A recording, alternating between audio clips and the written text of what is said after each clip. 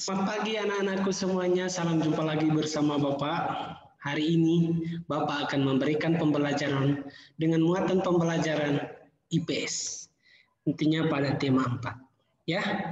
Untuk itu apa saja yang akan dibahas pada tema 4 ini khususnya pada muatan pembelajaran IPS? Mari kita sama-sama menyimak materinya.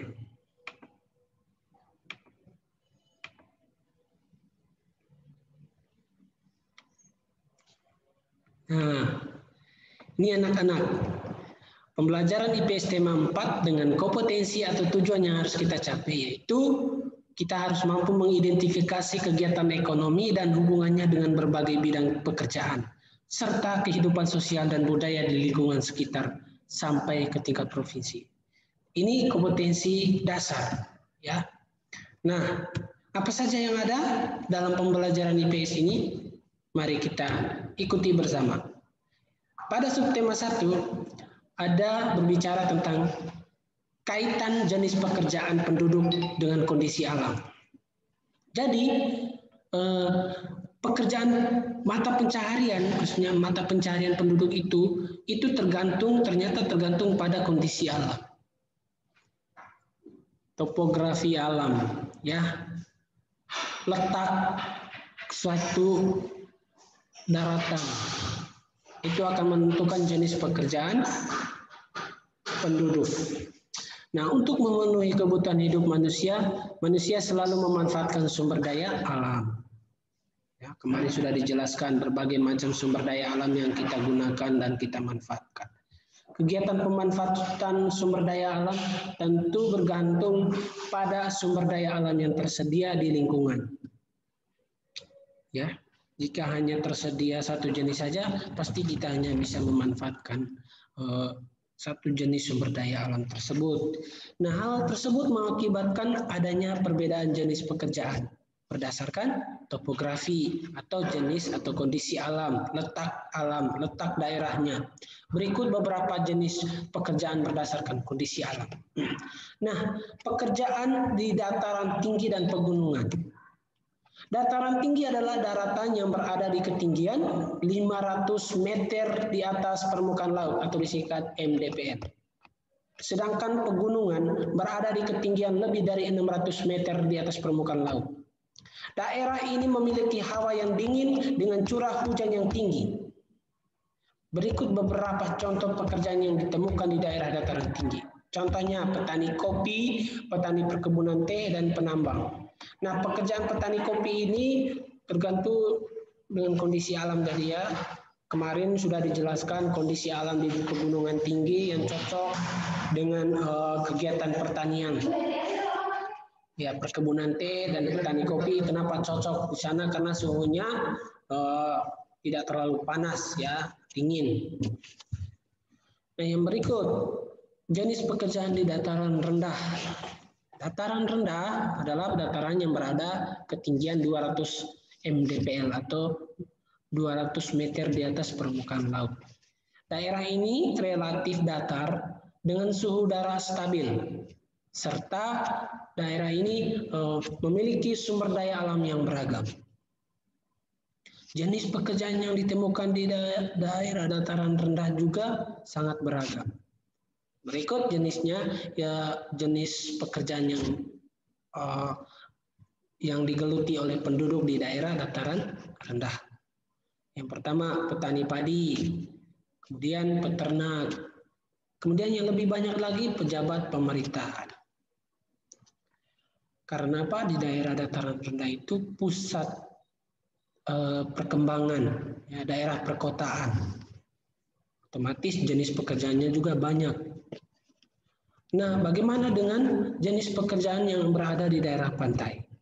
Di daerah pantai, ya, khususnya karena pantai itu adalah daerah yang berbatasan langsung dengan laut, ya. Daerah yang berbatasan langsung dengan laut, penduduk daerah ini sangat bergantung pada lautan, ya. Sangat bergantung pada laut untuk memenuhi kebutuhan hidup mereka. Ya, seperti mereka menjadi seorang nelayan, menangkap ikan di laut, atau mereka juga sebagai buruh dalam perusahaan kilang minyak. Kemudian ada juga yang bekerja sebagai petani garam. Itu jenis pekerjaan yang ada di dataran daerah pantai. Nah, tidak mungkin petani garam itu berada di daerah pegunungan, tidak mungkin karena jauh dari laut. Ya, tentunya semua jenis pekerjaan ini sesuai dengan kondisi alam. Tuh. Yang berikut kita masuk pada subtema 2 yaitu kegiatan ekonomi. Ya, kegiatan ekonomi itu adalah segala segala jenis kegiatan yang dilakukan manusia untuk memenuhi kebutuhan. Itu kegiatan ekonomi, segala jenis kegiatan yang dilakukan manusia untuk memenuhi kebutuhan. Jadi hal yang paling utama yaitu untuk memenuhi kebutuhan. Kebutuhan pokok atau kebutuhan primer, kebutuhan sekunder ataupun tersier, itu disebut kegiatan ekonomi. Nah, di dalam kegiatan ekonomi ada beberapa jenis-jenis kegiatan yang ada. Pertama, kegiatan produksi, yang kedua kegiatan distribusi, dan yang juga kegiatan konsumsi. Produksi adalah kegiatan menghasilkan barang atau jasa. Kegiatan menghasilkan barang atau jasa. Guna menghasilkan barang-barang yang dapat memenuhi kebutuhan hidup kita. Nah, orang yang melakukan kegiatan produksi disebut produsen. Pada kegiatan ini juga produsen dapat menghasilkan barang ataupun jasa. Nah, jenis pekerjaan yang menghasilkan barang atau jasa itu contohnya pembuat makanan, penenun kain, nelayan, dan petani. Itu orang-orang yang digolongkan sebagai produsen. Mengapa? Sebagai orang yang pembuat makanan, mereka memproduksi makanan. Contohnya makanan instan seperti mie. Banyaklah yang makanan-makanan yang diproduksi dengan dengan teknologi yang kemarin Bapak sudah jelaskan ya. Contohnya memproduksi makanan yang awet, yang bisa bertahan lama sampai berbulan-bulan. Kemudian penenun kain, mereka disebut juga sebagai produsen karena mereka bisa menghasilkan kain lewat kegiatan tenun. Nelayan juga, mereka menangkap ikan, disebut juga sebagai produsen karena mereka adalah orang pertama yang menyalurkan atau memberikan hasil tangkapannya itu kepada pembeli atau disebut konsumen. Nah, yang berikut, kegiatan ekonomi yang berikut yaitu distribusi. Oh ya, sebelum menjelaskan itu, tadi dalam kegiatan produksi, tadi ada pekerjaan menghasilkan barang, contohnya membuat makanan, penenun kain, nelayan, dan petani, dan juga pekerjaan penghasil jasa. Pekerjaan penghasil jasa itu contohnya guru, dokter, dan polisi. Sopir juga. Kenapa mereka disebut sebagai pekerja penghasil jasa? Seperti guru. Ya, mereka mengandalkan pengetahuannya, mengandalkan skillnya, kemampuannya untuk menghasilkan atau mendapatkan kebutuhan. Ya, kebutuhan yang diperoleh dalam wujud upah atau gaji.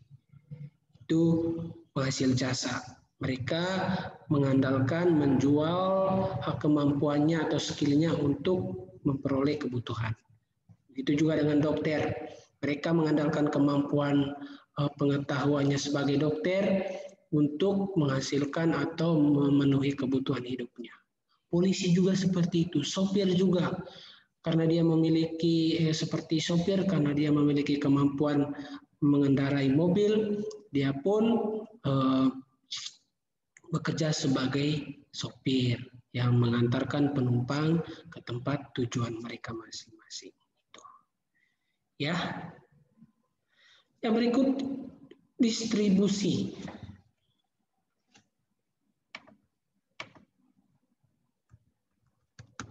Distribusi ya. Distribusi adalah kegiatan menyalurkan produk hasil produksi ya, menyalurkan produk hasil produksi ke tangan konsumen. Jadi orang yang menyalurkan hasil produksi dari kegiatan produksi tadi ya, orang yang menyalurkan produk-produk tersebut ke tangan konsumen disebut distributor. Distributor ini dapat dibedakan menjadi pedagang kecil dan pedagang besar. Apa itu pedagang kecil dan pedagang besar?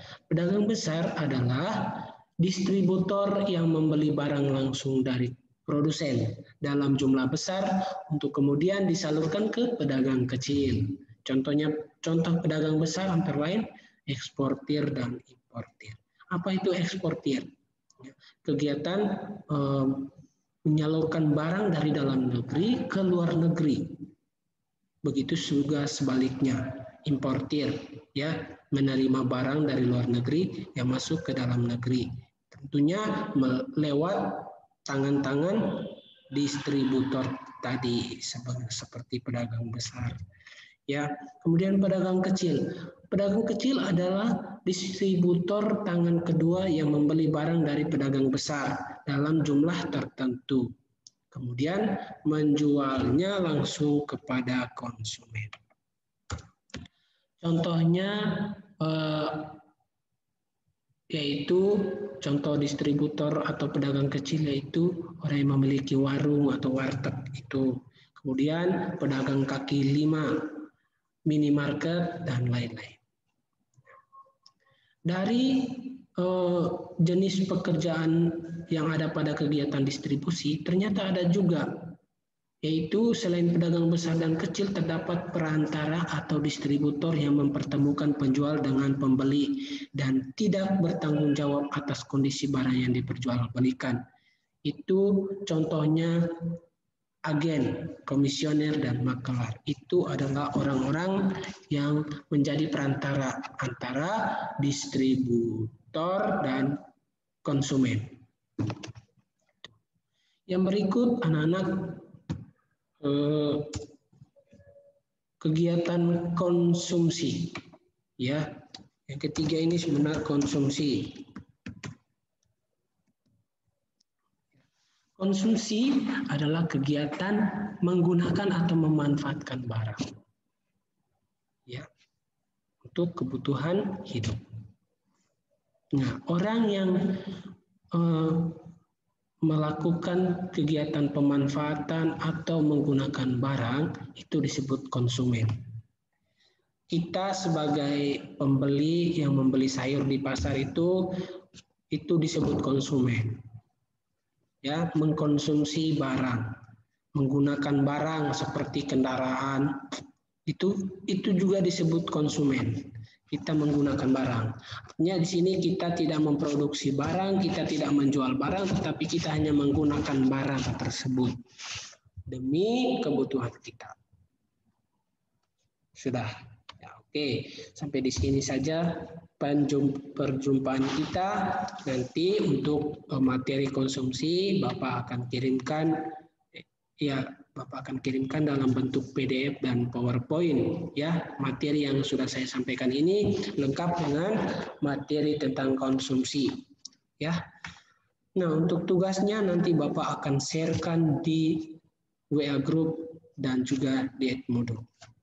Terima kasih sudah menyimak dan salam sehat dan selamat belajar. Tuhan memberkati.